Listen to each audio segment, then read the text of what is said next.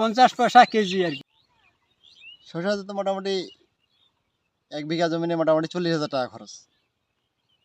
কিন্তু এখন তো শসার যে পরিস্থিতি, বস্তায় মনে আসে আমাদের 30 টাকা, 40 টাকা মন না।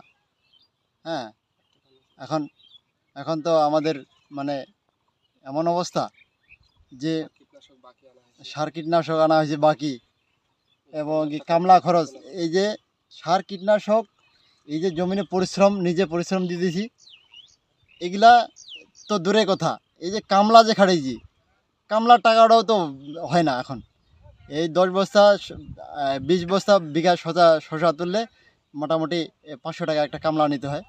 সারাদিনে ওই এক কামলারে টাকা মনে করেন শসা বিক্রি করে কামলার টাকায় হয় না।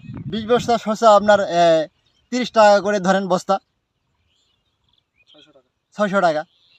কামলারে তো 500-600 টাকা করে কামলা দিতে হয়, কামলারে দিতে হয়। এই অবস্থা। আমি 1 বিঘা শসা করছি, শসার তো দাম নেই, 20 টাকা বস্তা মন।